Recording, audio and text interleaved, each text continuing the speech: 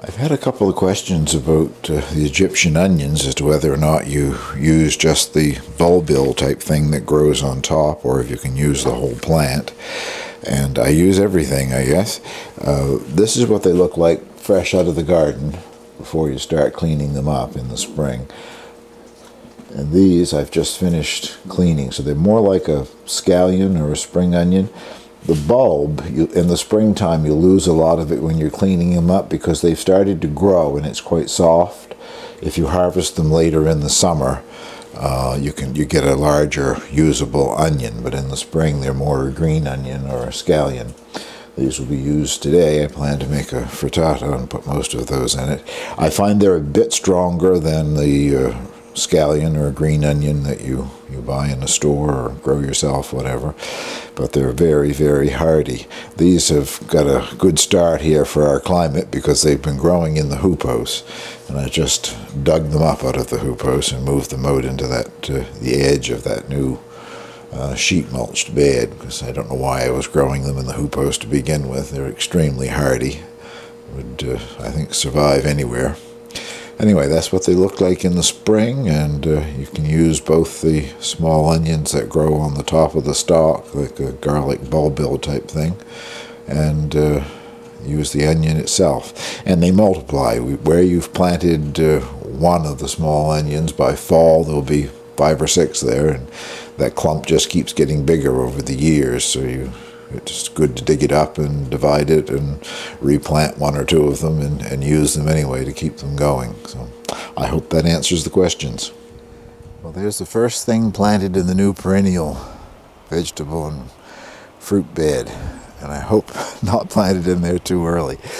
I had those Egyptian onions growing in the hoopos, as I said earlier, and why they were in there I don't know. They're very hardy, so I dug them up and put 4 clumps of them here at the edge of the new bed, hoping that rather green manure isn't too strong for them.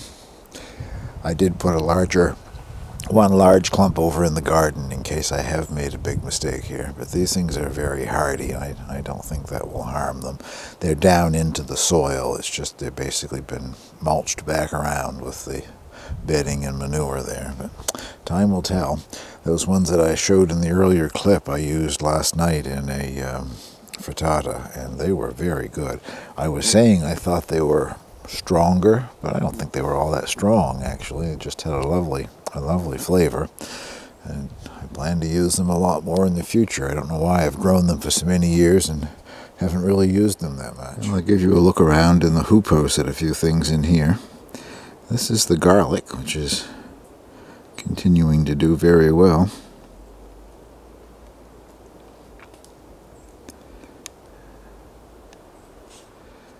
Nestled down in amongst the bags of potatoes there is a strawberry planter. I've had the thing for many years. Was never very impressed with it. It's just a cheap plastic rig, but it's sort of been kicking around my backyard for years. I planted it once with strawberries and had a great deal of difficulty keeping them wet.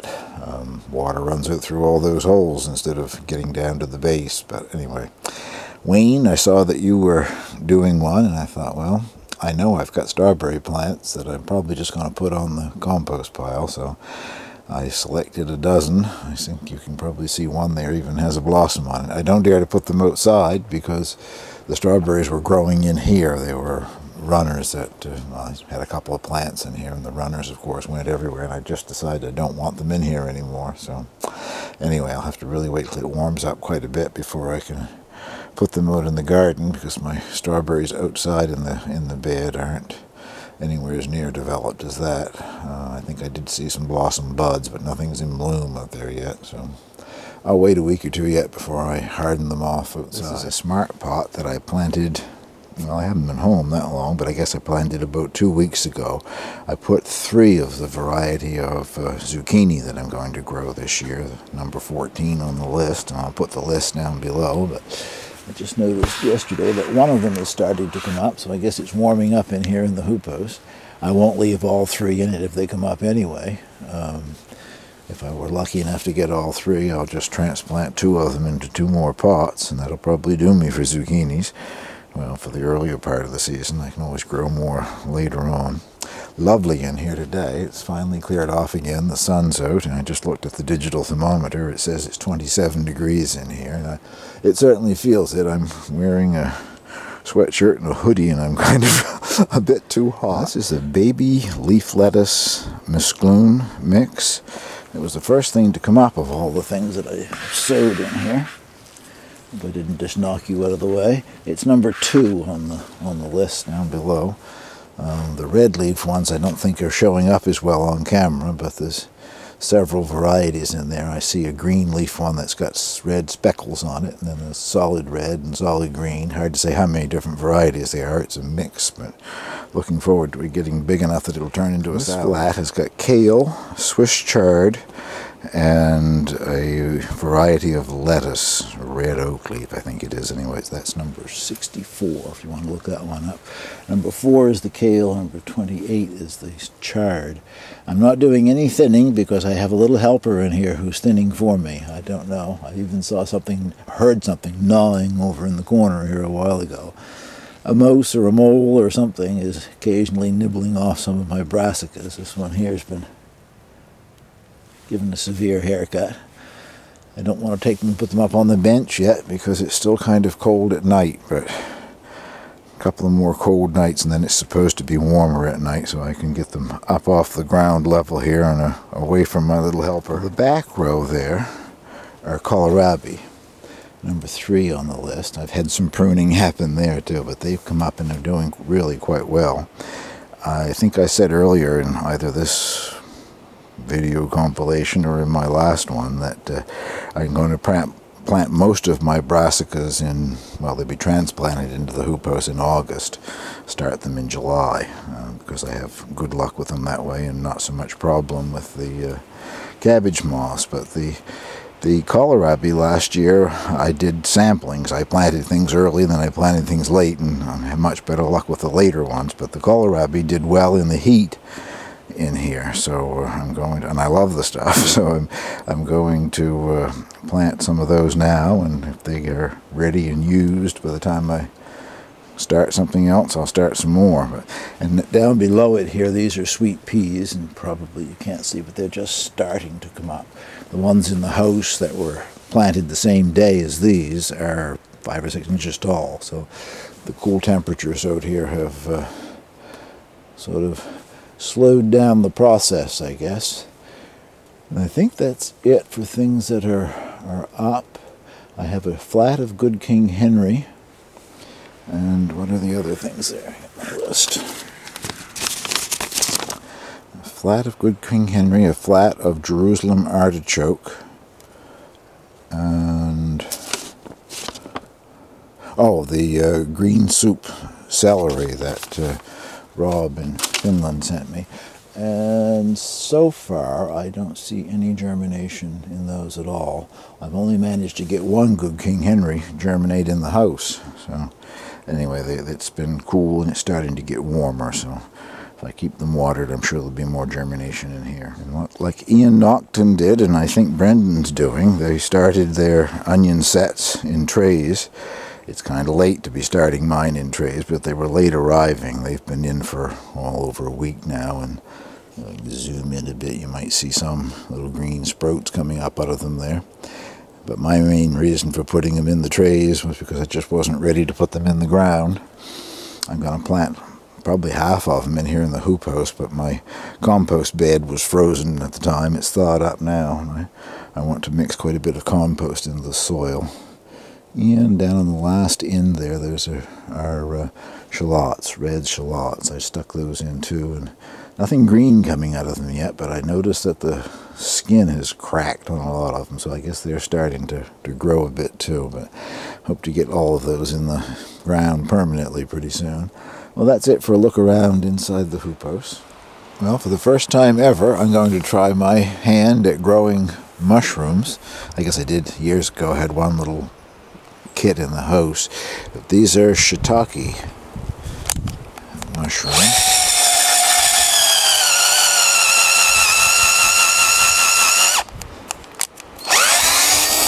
Which you grow in a log, fresh log, all the instructions say. So I've had to cut down a couple of poplar trees.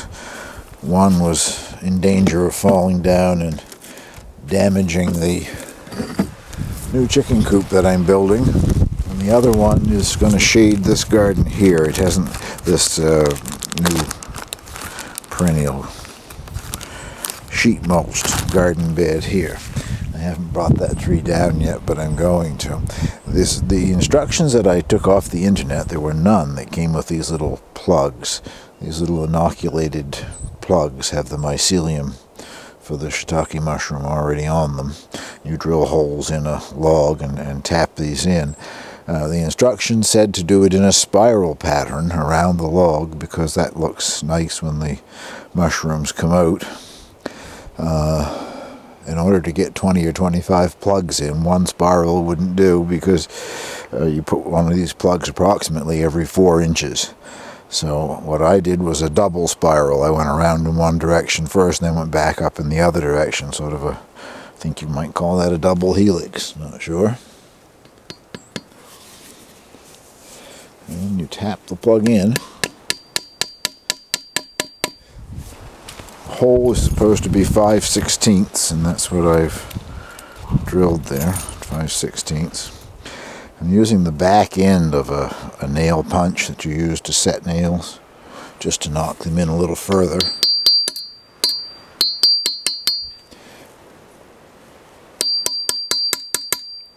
Yeah. And I'll come back and show you this next process as soon as I get all the plugs in this log. The instructions say it will take anywhere from 6 months to a year to produce the first flush of shiitake mushrooms, and then the log should continue to produce for 3 to 4 years, depending on the size of the log or whatever. I suspect with me it'll be a year rather than 6 months, because 6 months from now would put us into the end of October, 1st of November, and that's too cold for mushrooms here. We get fall mushrooms, but they're in September and early October, so I think I've probably got to wait a year to see the first mushrooms, if it works. Now the reason for trying to recess them into the wood a bit with the nail set there is because each one has to be covered with a little bit of wax. I'm using a cheese wax, is what the internet site that I was reading on recommended, so I bought myself a pound of pretty red cheese wax, which sets up very quickly. You have to be careful with wax because it's very flammable. So what I did, I'm out by the cabin here, I took a saucepan, put some water in it, and then put the lump of wax in just a coffee can and put that down in the water in the saucepan and sort of made like a double boiler, which seems to have worked. It's melted it nicely. Well, that's one log at least started. I got to flip it over and wax the rest of the holes. I have 300 plugs, which is enough to do a dozen logs. I'm not going to do a dozen logs. I couldn't find any place that would send me fewer than 300 plugs, at least not in Canada. So, and they weren't that expensive. I can't remember. I'm not certain. $10, $15, something like that for 300 plugs. Anyway, I will do at least 7 or 8, and maybe I'll give some to some friends and they can try it. Well, this is log number 2. I didn't really care for the spiral pattern thing when I finished, so I've switched to a diamond pattern, and I'm going to put a link to a channel above this particular section of the video. Gardening and More, it's called. And I'm probably doing this, I guess, because of watching his videos. He's growing, or has started to grow, several different kinds of what I guess I would consider wild mushrooms. One of them is shiitake. He's just planted a bed of morels, and I don't remember for certain the names of the other varieties, but he's growing several varieties. And this is the pattern that he used on the log, diamonds. And I think it makes more sense. I can do one side of the log and then give it a quarter turn and, you know, keep going until you're around the log. Anyway, I got 20, I think it was, plugs in that first log. It wasn't quite a 4-foot log. I actually didn't measure any of these. They're various lengths. And then I've got seven in this one, and that was the end of my battery life in the drill. So this is going to take a while. I've got the battery back up at the house charging it. It's going to take a fair amount of time, I guess, doing these a bit at a time. But anyway, time I've got a lot of. Well, this is what I call the official start of spring. That's Primula Veris, cowslip, the primrose. They don't actually grow wild around here like they do in... I don't think they grow wild anywhere in Canada. I suppose in some climates in Canada they might spread from a garden, but you see these in the hedgerows and sides of roads in many different countries in Europe, England in particular, but I've also seen lots of them in France. So when my few clumps start to bloom, I say, there, it's now spring.